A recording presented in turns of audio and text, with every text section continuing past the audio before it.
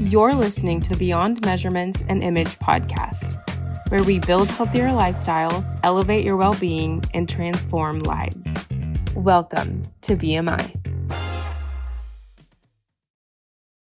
I'm your host, Dr. Drew Crawford. I'm a board-certified gastroenterologist and obesity medicine specialist. Thank you for joining me today on Beyond Measurements and Image.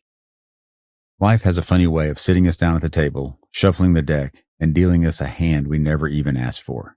You're hoping for aces, but instead you're staring at a pair of twos and wondering how the deck was stacked against you. Today, we're talking about what it feels like to do everything right when playing the game, only to realize the outcome isn't in your control. The rules don't change just because you worked hard. The hand is still the hand. But here's the thing. While we can't choose the cards we're dealt, we can choose how we play them. Do we fold? Do we bluff? Or do we find a way to laugh at the absurdity of it all while staying strong enough to keep on playing? That's the real conversation to have, and that's exactly where we're going in today's episode. Let's get into it. Today I'm here with a very special guest, one of my twin souls. This person is a mini me. In so many ways we have so much in common, but in a lot of ways we're really different. This is a health and wellness podcast, and we talk a lot about health and wellness and diet and nutrition and all these things that are important. But there's another side to that.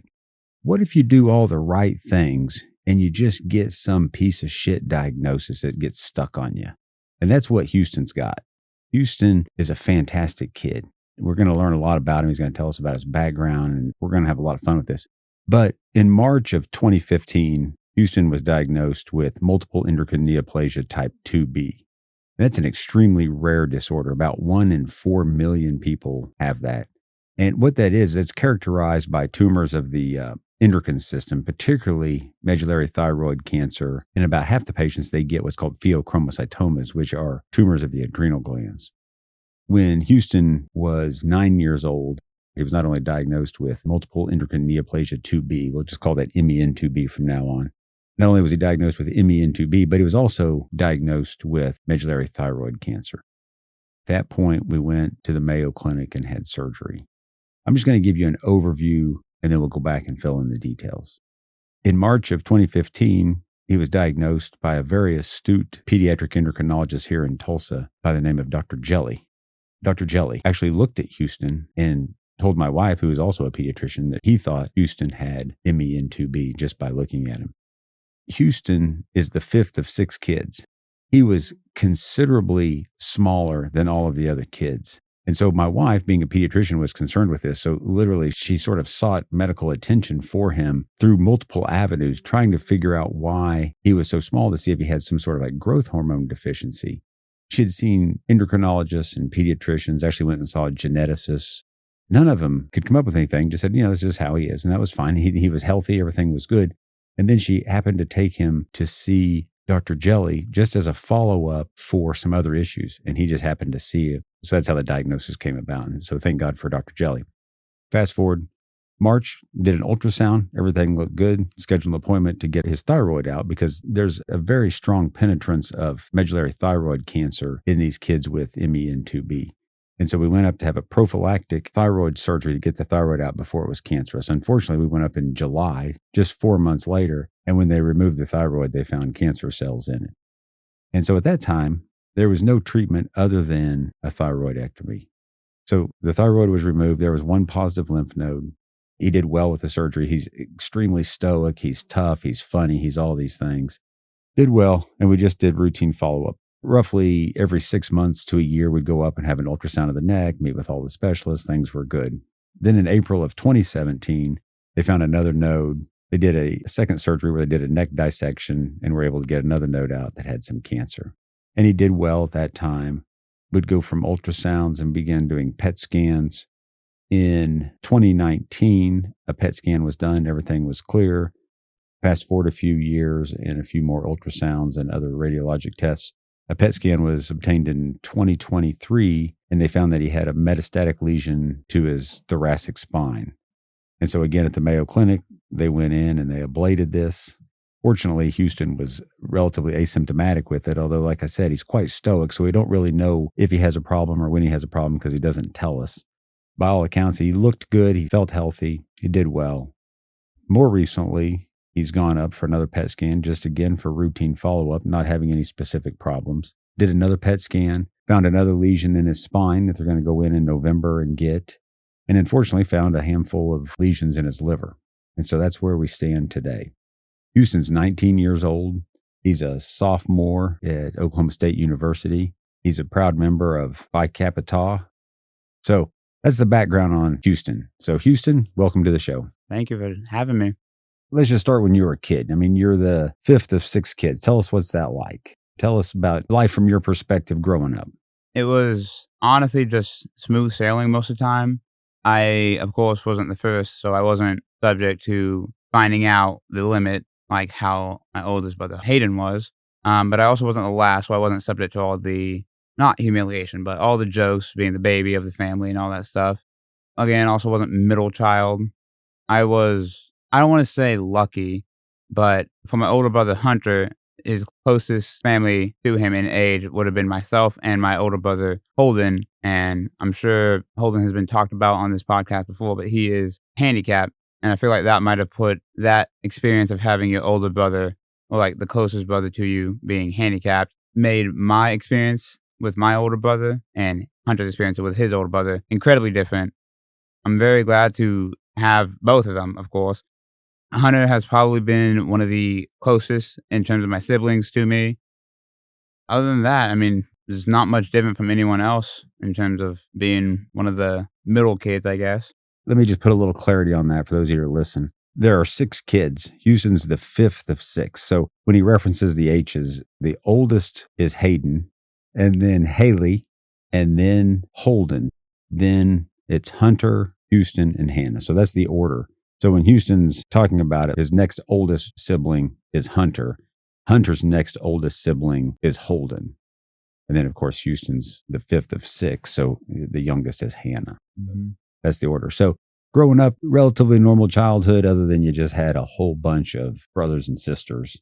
I mean, yeah, it was kind of fun to go to all the same schools with them, or at least when the few years that I did. I mentioned that because I actually kind of flip-flopped around some schools. This has less to do with the before mentioned ME&2B and more with ADHD. I just had so many struggles with focusing on things and staying awake. I definitely had a more unique and diverse set of people to meet and, I guess, educators. But at the time, I never thought, man, I wish Hunter or Hannah were here. That just never really crossed my mind. It's just, oh, is this happening? All right, I guess I'll just go with the flow. That kind of situation was like, I don't know what I'm missing out on, so I can't really be upset about missing out on this. But when I did learn, I really, really appreciate having my brothers and my sisters there with me when I'm going through school, because at least at the end of the day, if a friend's not responsive or if a teacher is not communicating very well, at least I can always just go back to my brother or sister. Maybe they don't know what's happening and maybe they can't help me with that, but at least I have someone to talk to that will never really leave my side. And they've been in the system and yeah, that's right. When Houston was in about first or second grade, he had a teacher who thought he likely had ADHD, and he probably does, right? As do I, and as does probably one of his brothers. But it's interesting because this particular teacher in the school that we're referencing, all the kids went to the school. It's a really good school, but this particular teacher, she just didn't probably have the sophistication to be able to adapt to kids that didn't learn in a very specific way. And of course, couple that with the time there was a new principal there. And so you just had this sort of perfect storm. And so we ended up taking him and kind of putting him in different schools. And in the end, what we determined was that probably the school that we were at was the best option for him. He had sort of grown into his self. He'd sort of bypassed that particular teacher and that elementary school maybe at that point. And it's interesting because, really by all accounts, he scores extremely high on all academic metrics. So not to say that there's not a component of ADHD. I think we'd all agree that there's plenty of that to go around. Very much. Yeah. So let's just backtrack on that. You talk about bouncing around to the different schools, but in addition to that, while this was going on, right? So you got some struggles with ADHD, some focus issues. And then as you're sort of going from school to school, you're continuing to progress academically just fine. Everything seems to be going just fine. Your health actually seems okay, but you land up with this diagnosis and you're in about third grade. I mean, that's just a lot to handle. Mm-hmm. Life just has a way of giving you what you can deal with and you just figure it out, no matter how bad it sucks. But when you look back on it and you think about it, like you were in a different school than the other kids. I think you always know, I mean, like our family's far from perfect, but everybody's really close with each other. So you probably always felt that. Did you understand, like in third grade when we said, hey, you have MEN2B and then we go to Mayo Clinic and you have the cancer taken out of your neck? Did you understand like what that meant? Tell me, to the best of your recollection, what that felt like at the time, or even looking back, how you feel about it now. At the time, I probably didn't understand. How do you expect a regular 9-year-old to know how to even spell the word cancer, let alone understand what it means? I probably just thought of it more like, again, like before with the switching around schools, it's like, this is happening to me. All right, I'll just go with whatever my parents or the doctors tell me to do. I probably didn't really properly understand what all that stuff meant at the time. And eventually filling in through a few years of like learning, it never really like kept me up at night. I never really thought, man, my childhood got ruined, or man, this just all sucks. I wish it would stop. I mean, obviously, wish it would stop, but I never really dwelled on it for a long time. It's just always just been something like, yeah, this is happening to me. I know it doesn't happen to others. To me, learning that I had cancer probably didn't stick with me at the time because, again, I was very, very young. But when I did learn of all of what it meant, it didn't really negatively affect me or my mind or my mental state as much as it has affected others in my position. I have never really been scared, I guess. It's always just been, I know I am different. I have had different things for me throughout my entire life. I've always been a step or two off from everyone else. And I don't really take that as something to be ashamed of. I feel that it makes me a lot more interesting as a person and makes my attitude towards things a lot more well adjusted. And I feel like all that stuff has probably matured me a lot quicker than others. And I think because of that quick maturing, I never really went through a stage of, oh my goodness, I could die. That just never really has crossed my mind. I do know that that statement is true. But again, it's just not something that really affects me very badly. I've always thought when I die, I die. I mean, like nothing I can do. It's either going to be tomorrow because of a car wreck or 5 years from now because of cancer. It's like I don't really fear it as much as others would, but I know in the next 5 years that would probably take me, probably wouldn't be my cancer. And I've always just settled that whatever happens, happens. I think there's a greater plan for me. I'll just accept that plan because, I mean, what can I do about it? It's a great outlook that you've had. And I got to say, like, outwardly where I ever sensed it, you've never had some poor me, I wish I didn't have I mean, no doubt you wished you didn't have it, but there's never been a why me or a poor me or, look at me. And when you say you've always been a step or two off of other people, you definitely march to the beat of your own drum, right? Which I love. But, as a parent, sometimes that's hard to read because it's like, are you doing that because you want to do that? Are you doing that because that's your option? You have to be probably the single funniest human being I've ever met in my life. Thank you. And that's really saying something. And you have such a good outlook. And just like that, I mean, like you seem to have a strong faith. You're not fatalistic, like, well, this just is what it is and I don't care. But you're just incredibly comfortable in your own skin. Like you are who you are. And if people like it, that's great. And if they don't, well, that's okay too. Like that's, and I got to say, like, that's something I really admire because I'm one of those types of people that I like to be liked, right? I don't mind confrontation. I don't necessarily mind calling somebody out on something or confronting something if I think there's a bigger purpose. But in the end, I'm one of the types of people I just like to be liked. And I think everybody's that way to some extent. But I love the fact that you kind of just don't give a shit. You're like, this is who I am. I hope you like me. Yeah. Because if you do, that's good for you. Because I'll entertain you. Yeah. But if not, that's okay too. And you don't, and that's an incredible characteristic.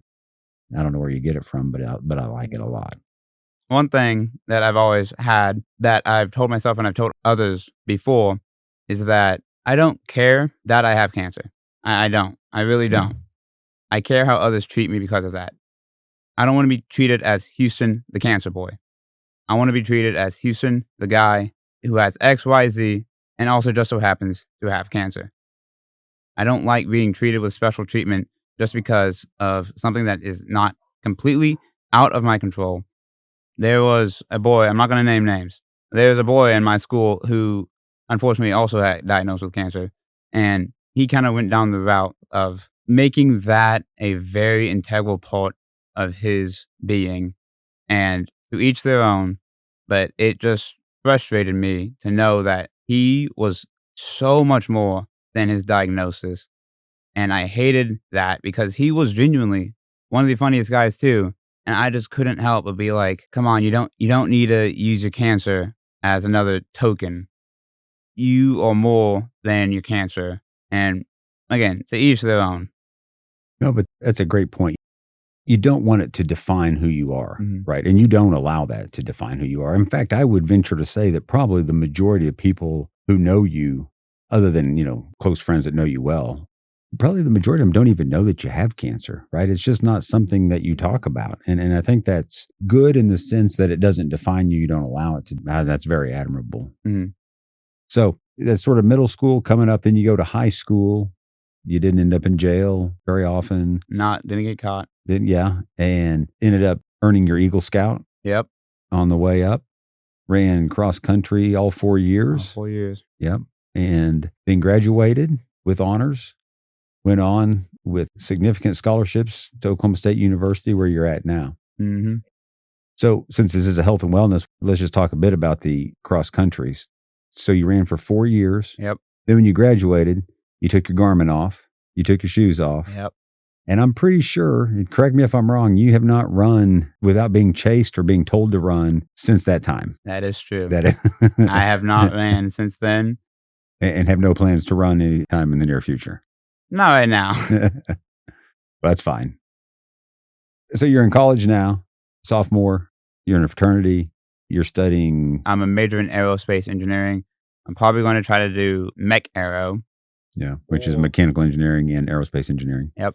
Or I might do aerospace engineering and then a minor in physics, because I realized for aerospace engineering, you already take 2 physics classes, and for a minor, you just need to take 3, and 2 of those 3 I'm already going to be taking.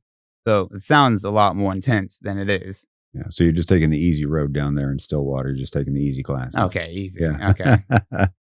But I mean, again, to your point, like you're not allowing the cancer to define you, right? You just get back from the Mayo. You hadn't quite started school yet, right? It started, I think, maybe the following week. I think so. Sounds right. So imagine this, guys.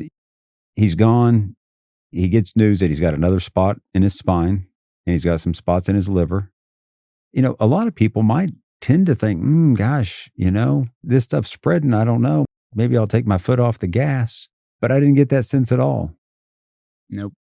We don't know how things are going to play out.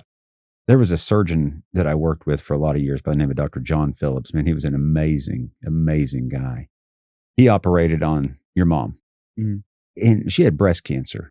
He operated on her, and the 3 of us were talking one day, and he said, it's interesting. Like, we go through life, we never know how it's going to end. We never know what's going to get us. But he said, when you get a diagnosis, and he was talking to her, right, with breast cancer. He said, when you get a diagnosis like this, that's all you think about, right? You just think that that's what's going to kill you. And you just kind of almost surrender to that. He wasn't giving her a pep talk. He was just talking. But the guy just had so much wisdom. And he was just like, you can't let that overtake what you're thinking. And what Dr. Phillips said is the way you think, right? And I'm telling you, what an incredible human being he was as well. Here you are, you're in college. What's your ultimate goal? Like mechanical engineering, aerospace engineering, physics. What do you want to do for a career? This has actually been something that I've had in my mind since legitimately forever. It probably started when I was with you. He probably took me to a movie theater and he probably showed me a particular movie from 1977 called Star Wars. And from that, I have always looked at the stars and wanted to reach out and touch them. I have always been fascinated with the stars. I don't know which came first, the night sky or Star Wars. It could have been either, honestly. I know it's not as romantic as people write it as. It still doesn't stop me from wanting to eventually grow up and either work with NASA or SpaceX or any of those space agency. It could be anything. I could be a janitor for SpaceX and I'd be happy, or I could be the first astronaut to land on Mars and I'd still be happy. I have always wanted to reach out and go where a lot of people have never been before. And it's not some like powerful moment. It's just, I found these stars really pretty and it's frustrating that they're just out of reach. I mean, it's kind of like a taunting, like, you can't reach me, so I'll try to reach you. Yeah. Ultimate goal is probably to work with a space agency, NASA, Blue Origin, SpaceX, ESA, which is the European NASA. It literally stands for European Space Agency. Yeah. So there's so many opportunities. I remember one time when Houston was little, he asked me, he said, "Hey, Dad, do you think this diagnosis might keep me from being an astronaut?" And, that's a tough question, because you don't want to lie to your kids. So you want to tell them the truth, but you don't want to, take away their drive. And I think I told him, I said, there's a good chance that it could, right? Mm-hmm. There is a good chance that it could. But, it's interesting, like with NASA, when it was sort of the only game in town, I would say it most definitely probably would have. But now with SpaceX and Blue Origin, I don't know anything about ESA, but, as there's more, I think there's just more opportunity. And I think, if you prove yourself and there's no really good physiologic reason that you can't, I don't know why you couldn't, which is amazing. What a great goal. And it's funny, like, we always take these vacations. We've gone to every major league baseball park and, we've traveled the country. We've seen all these great historical sites. And we recently just got back from running with the Bulls. We went over to Pamplona, Spain. And although everybody, the family, my oldest son wasn't able to go, being in med school, and then my youngest daughter didn't want to run. So that gave Houston and I an opportunity. And so we actually ran with the Bulls twice. Yep. And so it just really neat. So on those vacations, as we travel across country, Lisa, my wife, she tries to do something for each of the kids, right? And a lot of times, whatever the main thing is kind of what everybody wants to do. But like we talked, Houston sort of, marches to the beat of his own drum. And so he's always kind of wanting to do these space things. And so one year we were in Florida, and so we went to Cape Canaveral. And to be honest with you, I was kind of like, okay, that's great. Yeah, we'll go to Cape Canaveral. For Houston, that sounds immensely boring. But, we'll just do it. And I don't think I said that it was boring. I just thought I would, fake it and go there. Freaking loved it. Had such a good time. So cool. Yeah, it was so much fun. We were there for a day. We had the opportunity to be there for, I think, a couple of days. We took a pass on that. Scheduled it for a day, but in reality, 2 days would have been great. Yeah. And then one time we went up to Moab, Utah, which is like my favorite place on earth for a host of reasons, 4-wheel and it's just a ton of fun. If you've ever been to Moab, you'll know what I'm talking about. If you haven't, you should go. But there's a state park not too far. I think it's about 30 miles from Moab called Dead Horse. And Houston found that it's what you call a dark sky. It's like certified dark sky. I don't exactly know what that means, but you're so far away from any ambient light that it is truly a dark sky. So we drive up to Dead Horse in the middle of the night. I get on a rock and I just lay down on this rock and I look up and with my naked eye I can see the Milky Way. And Houston was in heaven. I think you had a telescope. I had a tiny telescope from like 2013. Yeah, that had probably maximum 100 magnification, which for a telescope that is nothing. But it was so good. Yeah, and you took pictures with your iPhone. Yeah, took long exposure. Right.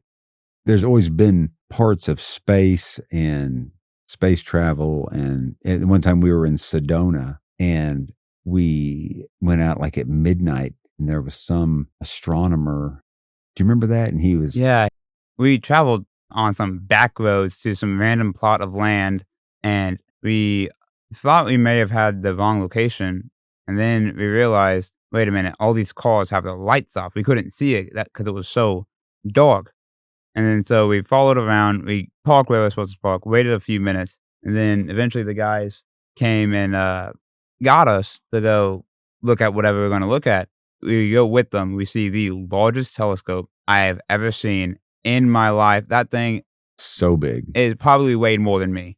It probably genuinely weighed more than me. Which is not hard to do. No, but still. For a telescope, That's pretty big.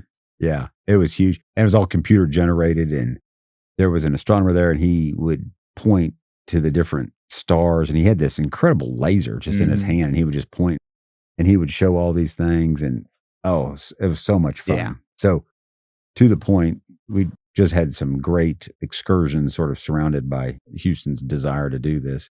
Mm-hmm. Here we are. He continues to do it. Mm-hmm. You know, we talk a lot about obesity and the need to just really modify your behavior so that you can live your best life. And a lot of these podcasts, we've talked about the neuroscience behind it, all the stuff that goes on in the brain that regulates it. And there's something that's just intrinsically different about the way some people are built. Now, I still think if you're overweight or obese, I don't want this to come across as just a pass. A lot of people say it's an illness, and maybe it is, but ultimately you're responsible for your health. So you have to do the things that you do for your health. So if you have cancer, you have to have surgery, you have to have chemotherapy, you have to go to the Mayo Clinic every 6 months or a year. You have to do what you have to do, right? And if you're overweight or obese, then you have to watch what you eat and you have to exercise more and you have to do the things that we've talked about. But with this particular diagnosis, Houston is about probably 6 foot, 6'1", weighing it in a solid, 150, 180 wet. 150? Yeah, probably 150 right now. Yeah, 150 soaking wet with rocks in his pockets, right? Yeah. So diet, you know, I'm a little bit of a fanatic about diet, trying to eat healthy. And, you know, I'm not the best eater, but I do a pretty good job. But I always tell my wife, like, man, if I ever had a diagnosis like cancer, I would be fucking insane. I mean, I would just be absolutely over the top. I wouldn't eat any sort of processed foods. I wouldn't drink out of plastic. I mean, I would just be an unbearable human being. I don't think anybody could stand to be around me. Mm. Here's Houston. You would think maybe the same thing, right? Houston, with great regularity. I mean, how many Diet Mountain Dews a day? Probably at the low end, 2. 2. Yeah. 2. At the low end. Yeah. I take my medicine with Diet Mountain Dew. Right. Every morning. And chips, candy, processed foods. There's zero healthy about this kid's diet. There's no. Now, the good news is it's probably not healthy for him, but it's probably not healthy for those cancer cells either. No. So Yeah. that might be some of the chemotherapy that he's applying to himself. I have a war of attrition on my own cancer. That's right.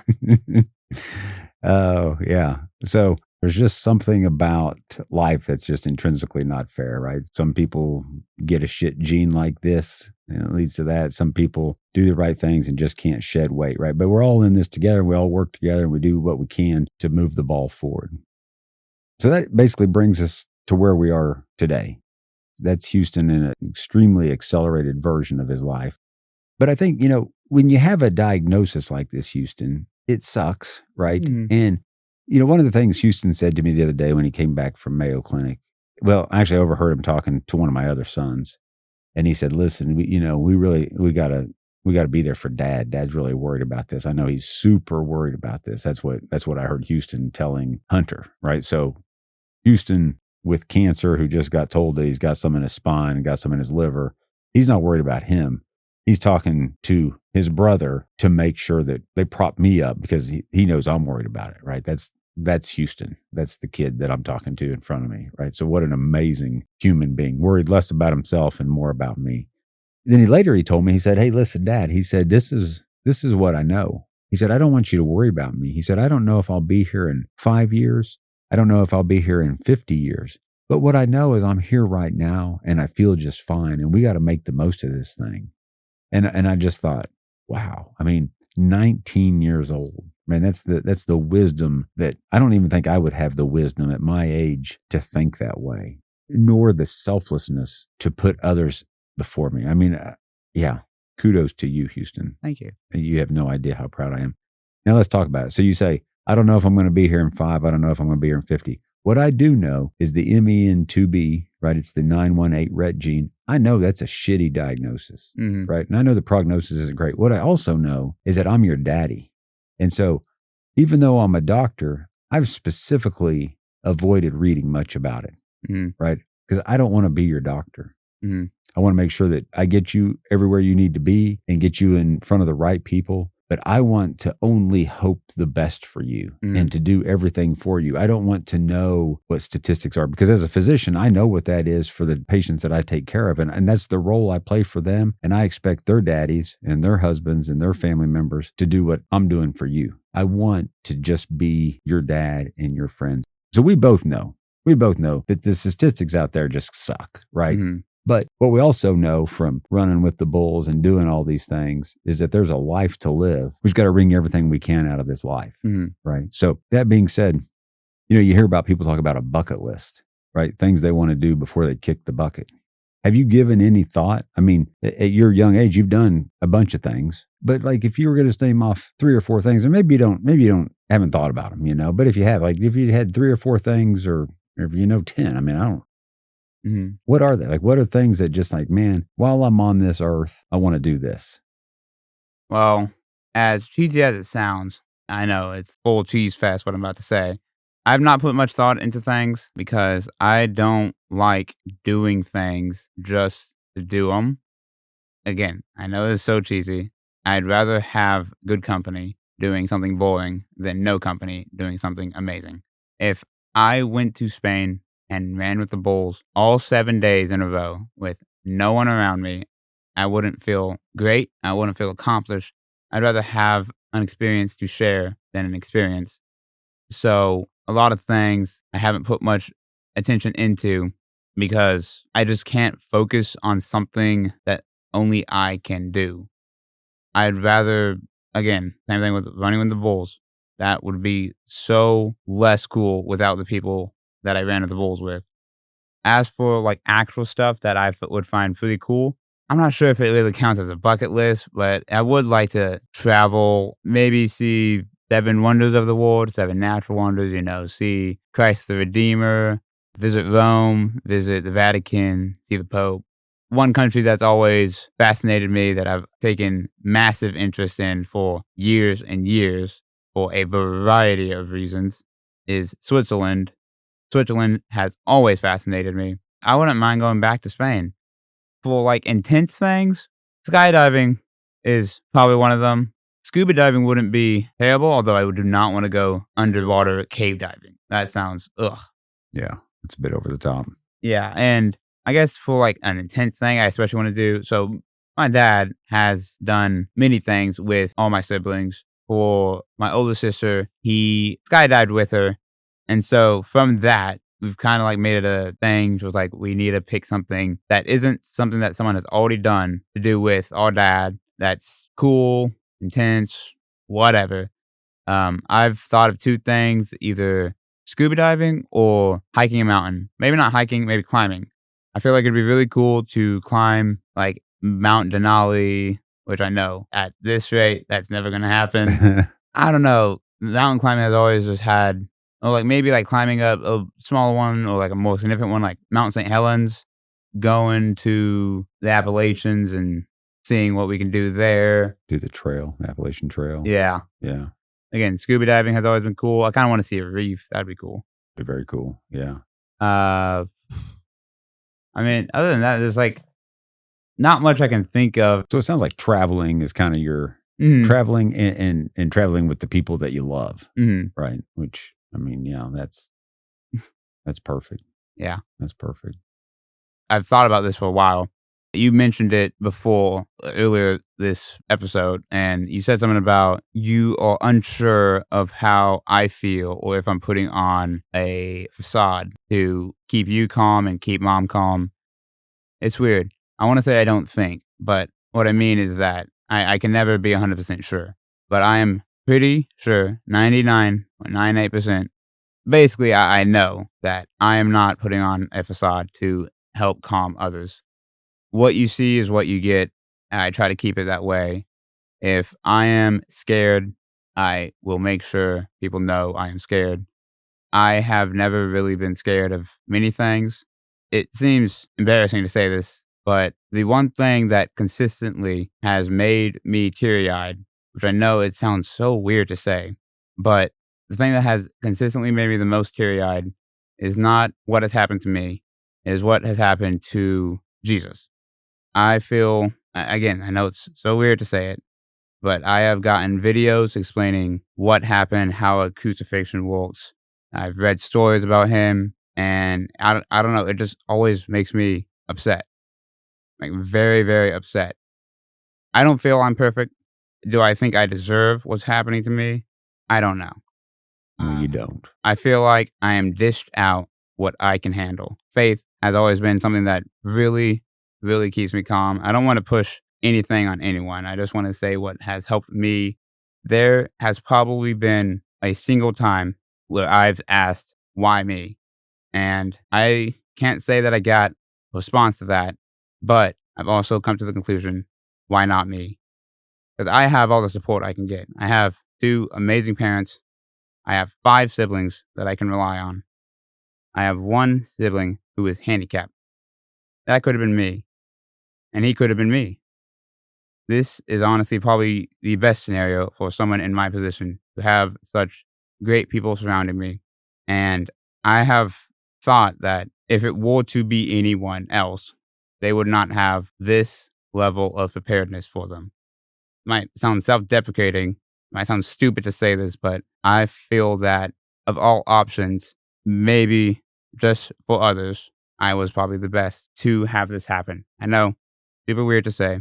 I think that because of my maturity, which could have been spurred on and accelerated by the cancer and stuff like that, but I feel like that inkling of maturity was always there and would have came about regardless of a diagnosis or not. I feel like some people in my family and some of my friends would have just laid down and, like you said, let it happen and say, woe is me. And I'm not that way. I don't like being that way. I like to fight. I like to rebel. I love the gratitude that you have. You know, you don't feel sorry for yourself, but you're grateful for what you have around you. Mm-hmm. And you're thankful that, you know, if somebody has to have it, Mm-hmm. you think you're the best. I mean, what I can tell you, and I've told you before, if I could take it, I would take every bit of it. Mm-hmm. I would be happy to drop dead today to get rid of that for you. But we don't get that. We don't get that choice, right? And we just don't get to pick these things, which sucks. But it's amazing. I don't know, dude. I mean, you're 19 years old and you just have such an incredible outlook on life. And I don't know. I mean, I'm proud of you. I know everybody in the family is proud of you. I know everybody that knows you is proud of you. You know, I want you to come back because this podcast is kind of serious and, you know, just kind of paints the picture. But if we could get Houston and Houston and I, we have this chemistry that we can get going, and everybody in the family says that we're pinging, we're pinging off each other. But I mean, literally, it's not uncommon. Like we'll start talking, and next thing you know, I'm like, you're dying, wheezing, you sound like a teapot, can't breathe, laughing, eyes watering, you know.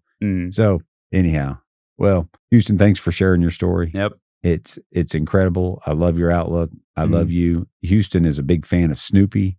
Yes, and so he gave me a Woodstock. And I don't know if you've noticed it, Houston, but that Woodstock sits on this. It's always sat on this always desk. Sat on it. Yep. So when I do this podcast, I don't always have a guest, but I talk to Woodstock, right? Because I'm talking to the mic. Since I don't see anybody, I'm talking to Woodstock, and I know that you're there listening. So listen, brother, I love you. I'm so proud of you. Too. Thanks for being on here. You help me, and I think you're going to help a lot of people with this podcast. You're just going to help us to remember that you just got to stay focused and just do the things that you want to do and not focus on whatever. Because who knows? I mean, like, you never know. I see people all the time as patients, and they're fine one day, and then you tell them they have something, and then they just go downhill, right? It just gets in their head. And so, man, I'm so proud that you're not that way. And you know, and I know stuff sucks, right? And you know, you can talk to me or any of your brothers or sisters, and of course your mom, which I know you guys talk all the time. But anyhow, I'm your host, Dr. Drew Crawford. Join me next week as we go beyond measurements and image to build healthier lifestyles and elevate your well-being on the BMI podcast. See you then. The BMI podcast is provided for educational and informational purposes only and does not constitute providing medical advice or professional services. Be sure to check out our description below for our website and social media platforms.